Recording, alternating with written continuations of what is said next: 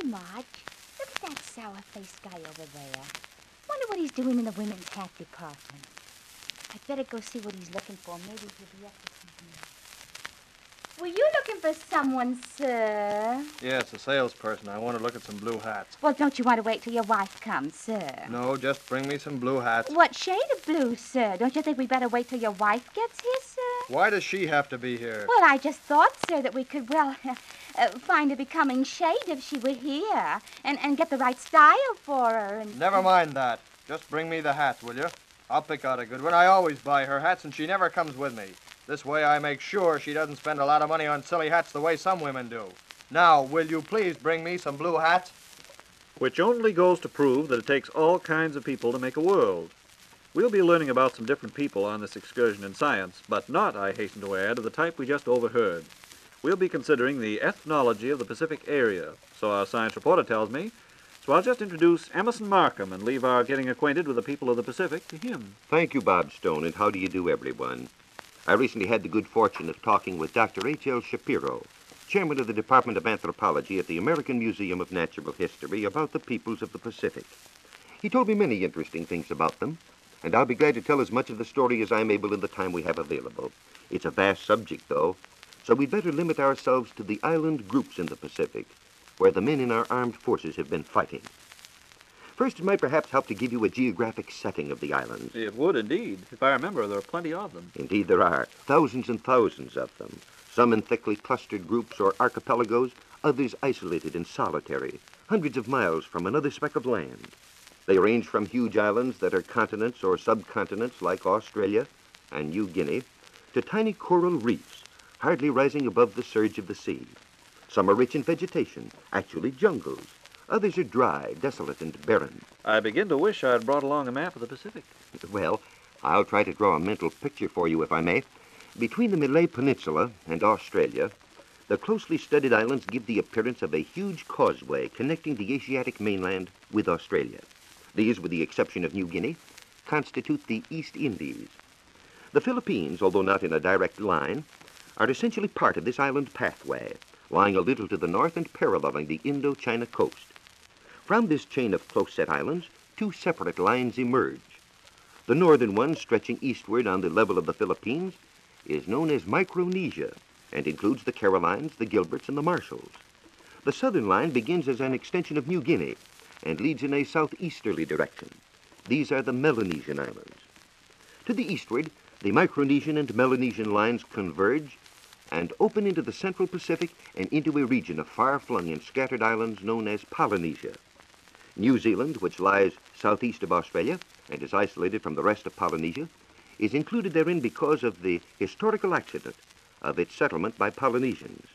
Hawaii, similarly separated from the central Polynesian area, lies to the north and belongs to Polynesia because its inhabitants were of the same origin.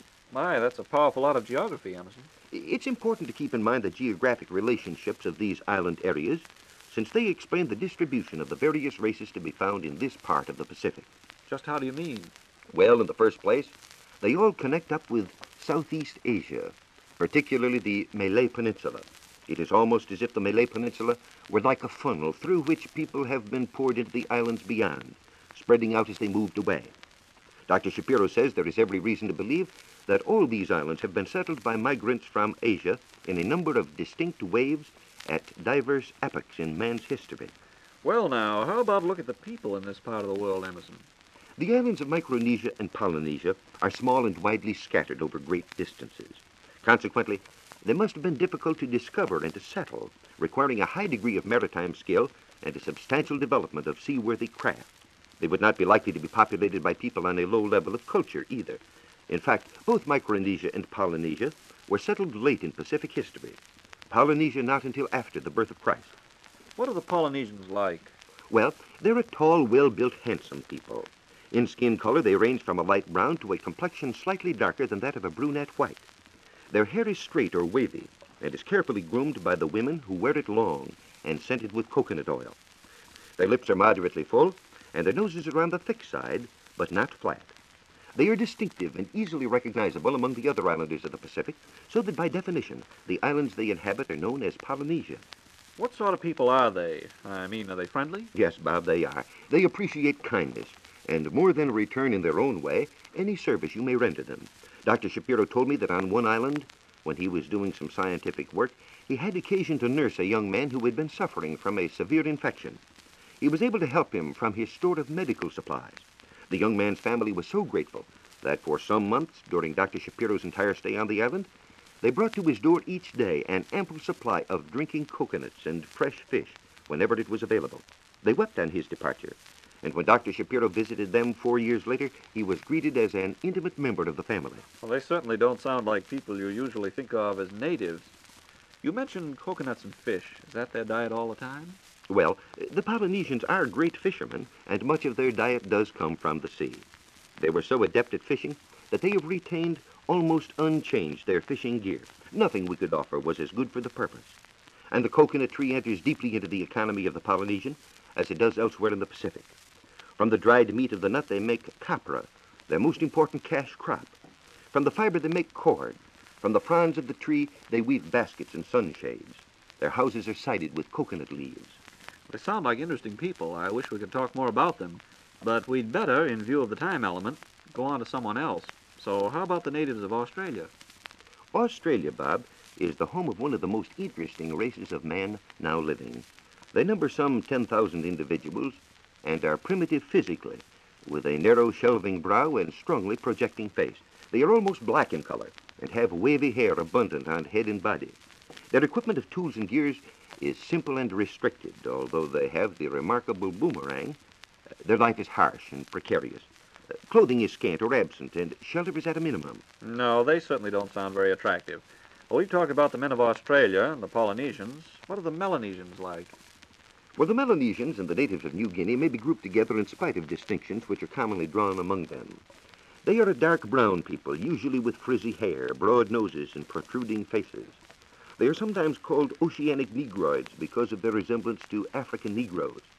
Pygmy people of unknown origin live in the interior of New Guinea and the New Hebrides. These are the people our soldiers have met in the Solomons, New Britain, and New Guinea.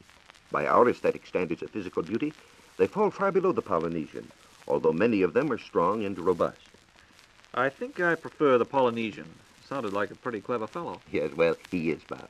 The Melanesians, as well as the Australian Aborigines, were not as highly developed in the nautical arts as the Polynesians, which accounts for their inability to move beyond their present island homes.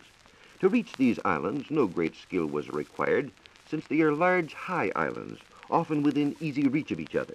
Thus, even with primitive means of navigation, they could reach their present settlements. They probably represent an early migration from more westerly islands moving eastward under the pressure of invading forces. Say, Emerson, I'm kind of surprised. Aren't there any cannibals in this whole area? Well, some of the Melanesians were notorious for their addiction to human sources of meat, and cannibalism until quite recently was not unusual in some of these islands. When Dr. Shapiro was on Norfolk Island in 1923, they received reports of the murder of several missionaries in the New Hebrides who were eaten by the native tribesmen. Although until recently this vicious practice had been associated only with the Melanesians, it formerly was more widely spread and was known to occur even in Polynesia. Dr. Shapiro, while visiting the Marquesas in eastern Polynesia in 1929, met one old man who told him that, as the son of a chief, he was entitled to the finger of the victim, a morsel which he recalled as tasting quite good. Within the past decade, however, cannibalism has disappeared, even in the remote islands of Melanesia. Well, what group of islands are the Carolines and the Gilberts and the Marshalls in again, Emerson? They're in Micronesia, Bob. Less is known about the people of these islands than about the Polynesians and Melanesians. During the Japanese mandate ship, visitors and scientists were rigorously excluded for reasons which are well known to us now.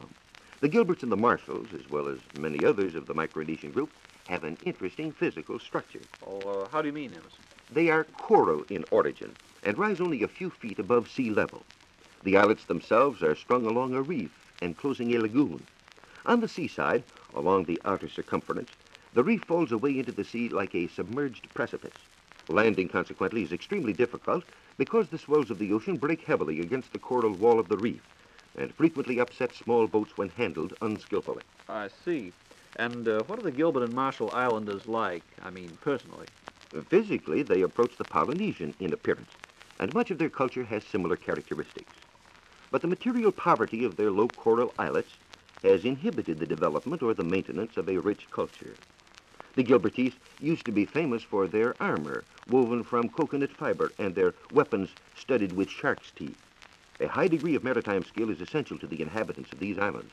I can see how it would be with the ocean breaking against the coral reefs. As you move westward toward the Asiatic mainland and the islands of the East Indies, the physical type becomes progressively more like the Malay until in the Pelews, Marianas, or in the Western Carolines, the Malay infiltration is very marked. The influence is by no means confined to racial characters. Many Malay cultural elements have also greatly affected Western Micronesia. For example, the chewing of betel nut is common in Western Micronesia, but is unknown in the East. During the 25 years the Japanese have occupied Micronesia, they have made serious inroads into the populations of the islands. They have systematically settled Japanese in many of the Carolines, and everywhere their effect on the natives has been disastrous. How serious this has been, we shall know when we deliver Micronesia from its unfortunate bondage. Well, Emerson, if we want to have any time for questions and answers, we'd better leave the islands of the Pacific forthwith. But, ladies and gentlemen, if you want to have a printed copy of a paper by Dr. H.L. Shapiro of the Department of Anthropology at the American Museum of Natural History, which contains all the facts we've discussed here, plus many others about the culture and language and origins of these people, you may have it for the asking. Just address your request to Excursions in Science, in care of the station to which you are now listening, and ask for scientific paper number 150, the Ethnology of the Pacific Area. That's the Ethnology, spelled E-T-H-N-O-L-O-G-Y, of the Pacific Area, scientific paper number 150. Now we'll get after those questions I mentioned a moment ago. The questions have been sent in by you listeners. The answers reflect the latest and most accurate information obtainable, since they are based on information provided by staff members of the General Electric Research Laboratory or by other equally reliable sources of scientific fact. Well, Emerson, here's the first one. It comes from a listener who tells us she discovered a cluster of pearls, 6 peculiarly shaped ones, in an oyster stew. The largest one, she says, is about the size of a pea. 3 of the smaller ones have black ones growing from them. Now, she'd like to know if they have any value, adding that they have no luster. According to Dr. Thurlow C. Nelson, professor of zoology at Rutgers University, the American oyster frequently produces pearls. But since the shell has no mother-of-pearl layer, these pearls never have any value. Well, what about those black ones? They're due to deposition of shell around masses of mud. This is a response of the oyster to wall off mud and other foreign materials which get inside the shell cavity. It seems that the only pearls of value come from pearl oysters, which are tropical forms, or from freshwater mussels.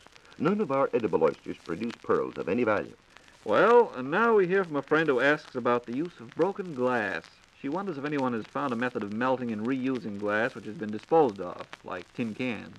Some scrap dealers collect glass for use as cullet, which is sold to glass plants. It so happens that most glass plants use some cullet in making their melts. Cullet, you see, is a term used for waste glass used in the melting process. That would take care of a lot of scrap, wouldn't it? Yes, that's right. Then, too, broken glass has also been used as granules in stucco applied to houses. The pieces of glass used for this purpose are usually of different colors. Well, how about this one? Should plants be removed from the sick room for the night? It seems that this question has caused some discussion, and our listener would like us to settle the matter. Well, it's true that at night plants breathe in oxygen and breathe out carbon dioxide, as do people. But I shouldn't think it would be any more unhealthy for one to have plants in one's sleeping quarters than it would be to have other people in the sleeping room. Well, how about flowers, particularly flowers with a powerful odor or scent? But I'd say that the same thing applied in regard to flowers as does in the case of plants. I shouldn't think that their presence in the sleeping room would affect the health of a person. Of course, if the room becomes too cold, it may be pretty unhealthy for the plant. And reluctantly now, I'd better say thank you, Emerson Markham, and goodbye, everyone, until our next excursion in science.